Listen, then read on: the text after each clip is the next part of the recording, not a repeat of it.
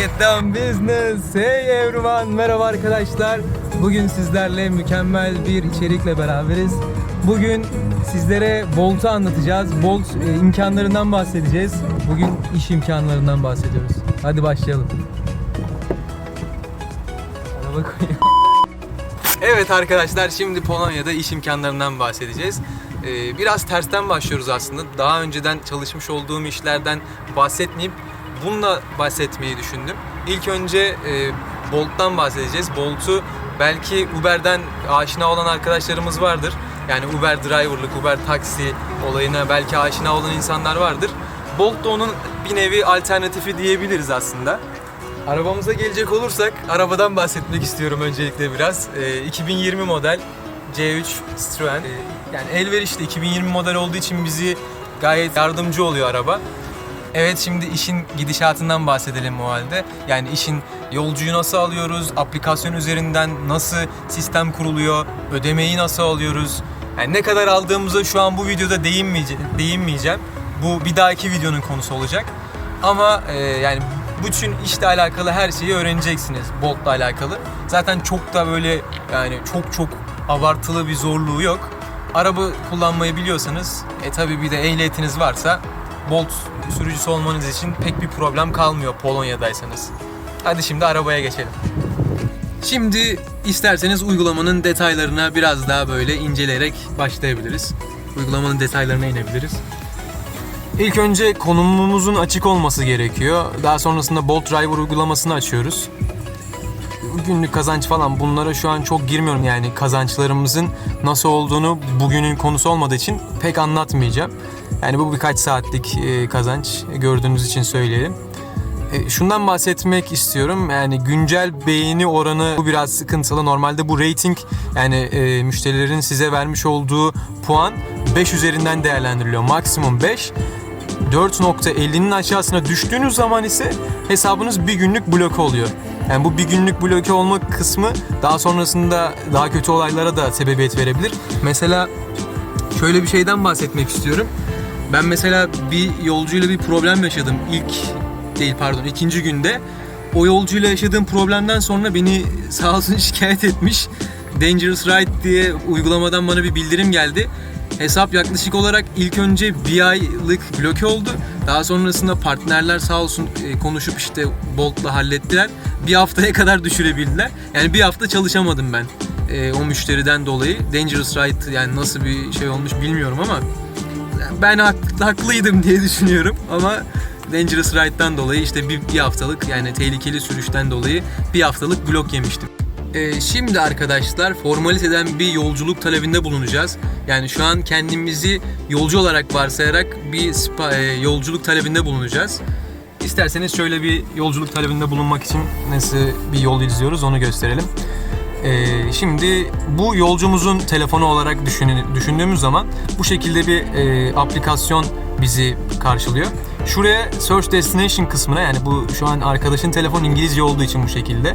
Buradan daha sonra where are you going diyor, yani nereye gidiyorsun diye söylüyor bize, soruyor. Merkezi tuşluyoruz buradan, Plaktitevski. Buranın merkezi oluyor bir nevi. Daha sonrasında Select Bolt dediğim zaman yani en yakın Bolt'u çağırıyor bize. En yakın aracı getiriyorlar. Buradan vermeden önce kendimden aktif ediyorum tekrardan. Bolt uygulamasından. Şimdi buradan çevrim içi oluna basıyorum.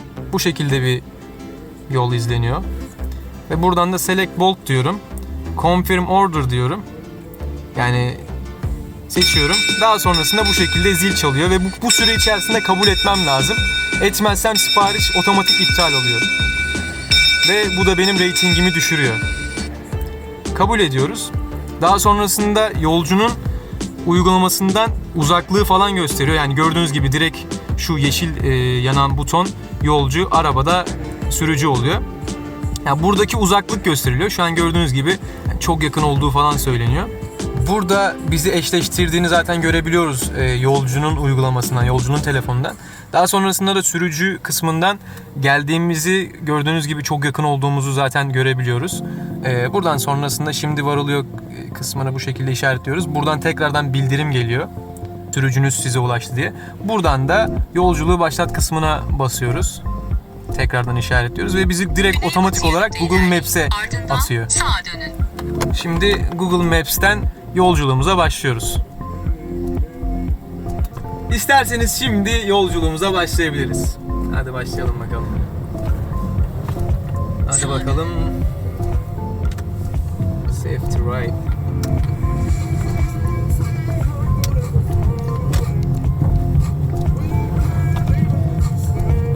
Yani uygulama üzerinden zaten görebiliyorsunuz buradan.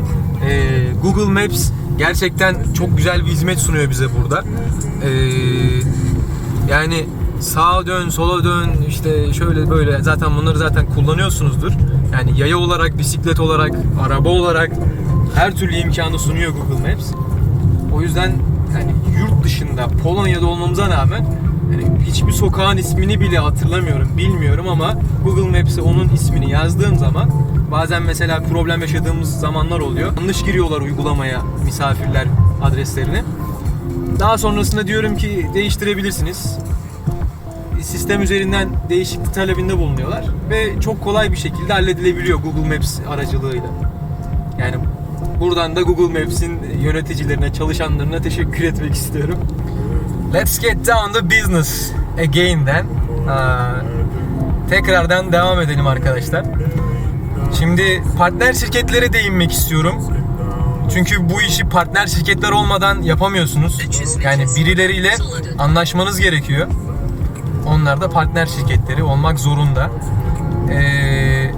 Yani partner şirketleri çok fazla var. Çok farklı alternatifler var. Atıyorum, yani misal veriyorum, şu anki arabanın yarı fiyatına ama yani daha düşük kalitede bir arabayla, düşük modelde bir arabayla yine çalışabilirsiniz. Yani çok farklı alternatifler var dediğim gibi. Mesela şöyle bir örnek vermek istiyorum. Yani Varşova buranın başkenti. Başkentte olduğunuzu varsayarsak orada çok daha farklı, geniş imkanlara sahip olabiliyorsunuz. Yani arabayı mesela belki yarı fiyatına haftalık olarak kiralayabilirsiniz. Bu arabalar bu arada kiralık. Yani araba fiyatları düşük burada ama kısıtlı sürede burada olduğum için, Erasmus için burada olduğum için araba almayı pek düşünmedim. Çok mantıklı değil çünkü 4 ay içerisinde arabayı satmam gerekecek. Bu arada şöyle bir kamu spotu geçelim. Alttan, sağdan, soldan bir yerden verilsin. Erasmus her öğrencinin, her üniversitenin yapması gereken bir program.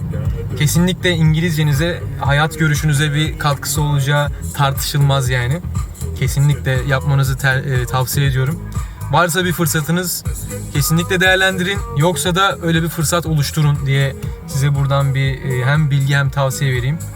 Yani bir sene çalışsanız gerçekten başaramayacak kimse yok diyebilirim. Sıfır İngilizce ile başlayıp daha sonrasında bir sene sonrasında Erasmus, Türkiye şartlarındaki hiçbir üniversitede Erasmus sınavını kazanamayacak insan bence yoktur.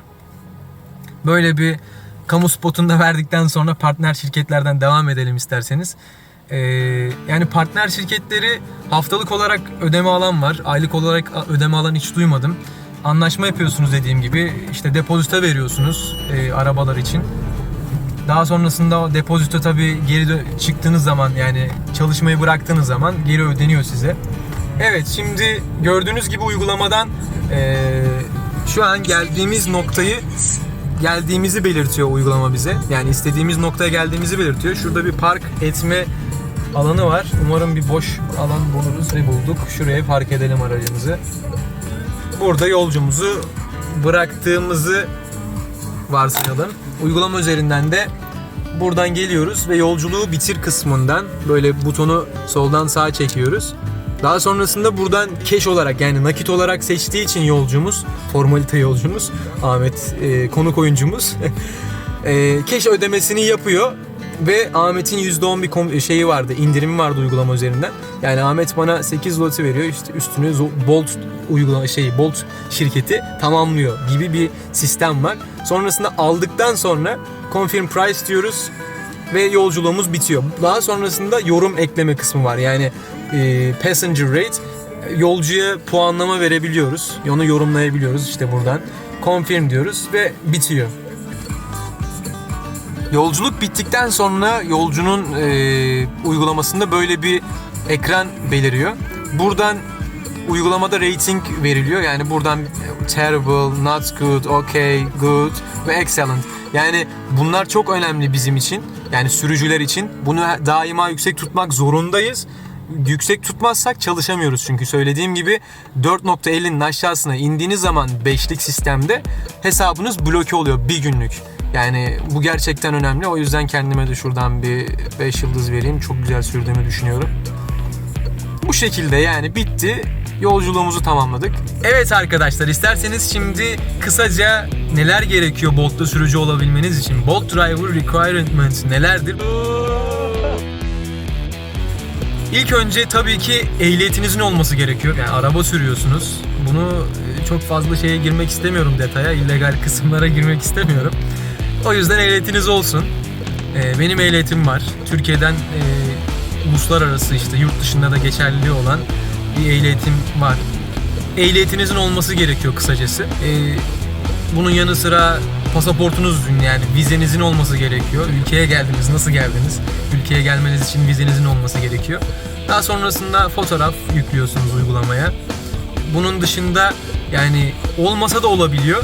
Ama gereklilikler arasında yani mesela polis falan durdurursa gibi bir ihtimalde sağlık raporu gibi yani check-up gibi bir şey yaptırmanız gerekiyor. Yine ufak bir miktarda para ödeyerek. Bu şekilde yani sağlık kontrolünden de geçiyorsunuz. Yaklaşık olarak bir hafta içerisinde komple yani maksimum 2 haftayı bulmaz. Bir hafta içerisinde hesabınız hazır ve gerçekten güzel kazançlar elde edebilme imkanınız tamamen sizin elinizde olmasıyla beraber var. Yani biz şu an yaklaşık olarak 7-8 saat çalışıyoruz ve bu bizi gerçekten idare ediyor. Yani arabayla taksicilik yapıyoruz bir nevi. Modern taksicilik diyebilirim. Uygulama üzerinden yönetiliyor her şey.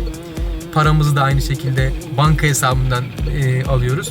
Yani gereklilik olarak tabii ki de paranızı almanız açısından banka hesabınızın da olması burada. Polonya'ya ait bir banka hesabınızın olması da bir gereklilik aslında. Yani bir de bunu söyleyebilirim sanırım. O da yaklaşık olarak 13 günde maksimum yine bu şekilde çıkartabiliyorsunuz banka hesabınızı. Basit bir şekilde. Sorularınız olursa yorumlarda belirtebilirsiniz. Beğenmeyi, abone olmayı, like atmayı falan bunları istiyorsanız yapabilirsiniz yani. Evet arkadaşlar, söylemek istediklerim bu kadardı bugünlük en azından. Benden bu kadar bugünlük. Sağlıcakla kalın diyorum. Stay Rizon.